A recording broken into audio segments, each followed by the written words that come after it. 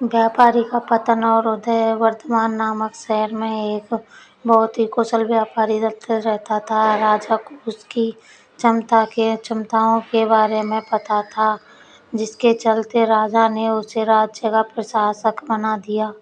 अपने कुशल तरीकों से व्यापारी दत्त ने राजा और आम आदमी को बहुत खुश रखा। कुछ समय के बाद व्यापारी दत्त ने अपनी लड़की का विवाह तय किया। इस उपलक्ष्य में उसने एक बहुत बड़े भोज का आयोजन किया। इस भोज में उसने राज परिवार से लेकर प्रजा तक सभी को आमंत्रित किया। राजघरानों का एक सेवक जो महल में झाड़ू लगाता था, वह भी इस भोज में शामिल हुआ, मगर गलती से वह एक ऐसी कुर्सी पर बैठ गया जो केवल राज परिवार के लिए रखी हुई थी।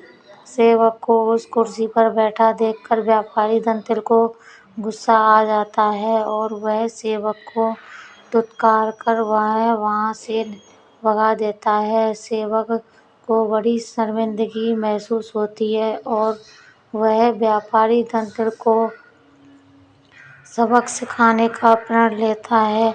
अगले ही दिन सेवक राजा के कक्ष में झाड़ू लगा रहा होता है।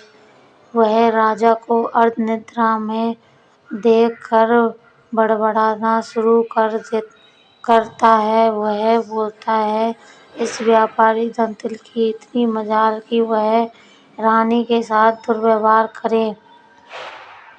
यह सुनकर राजा की नींद खुल जाती है और वह सेवक से पूछता है, क्या यह वाकई में सच है? क्या तुमने व्यापारी दत्त को दुर्व्यवहार करते देखा है?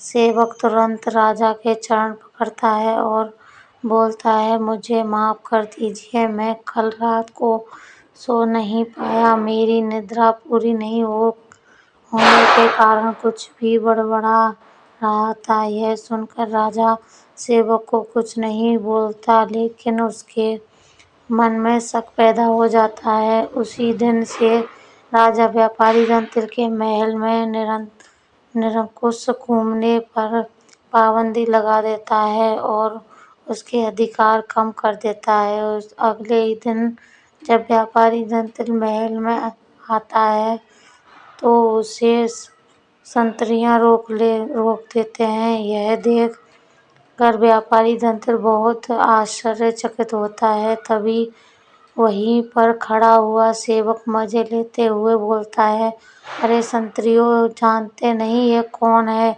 ये बहुत ही प्रभावशाली व्यक्ति है जो तुम्हें बाहर भी फेंकवा सकते हैं, ठीक वैसे ही जैसे तुमने मेरे साथ अपने भोज में किया था। तनिक सावधान रहना। यह सुनते ही व्यापारी दत्त को सारा माजरा समझ में आ जाता है। वह सेवक से माफी मांगता है और सेवक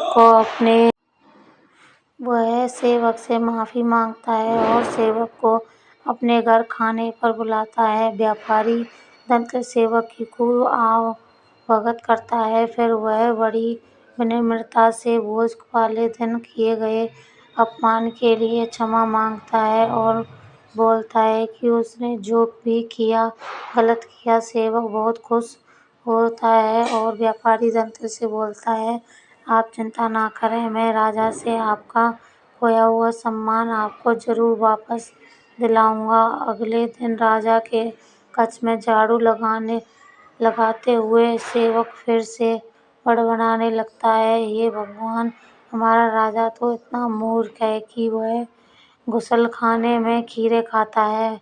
यह सुनकर राजा क्रोधित हो जाता है और बोलता है, मूर्ख, तुम्हारे ये हिम्मत! तुम अगर मेरे कक्ष के सेवक ना होते तो तुम्हें नौकरी से निकाल देता। सेवक फिर राजा के चरणों में गिर जाता है और दोबारा कभी ना बड़बड़ाने की कसम खाता है। राजा भी सोचता है कि जब यह मेरे बारे में इतना गलत बातें बोल सकता है तो इसने व्यापारी दत्त के बारे में भी गलत बोला होगा। राजा सोचता है कि उसने बेकार में व्यापारी दत्त को दंड दिया اگلے ہی دن راجا व्यापारी धनतेल کو محل میں اس کی کھوئی پرتشٹھا واپس دلا دیتا ہے۔ اس کہانی سے سیکھ ملتی ہے کہ ویکتی بڑا ہو یا چھوٹا، ہمیں ہر کسی کے ساتھ سمان بھاو سے ہی پیش آنا چاہیے۔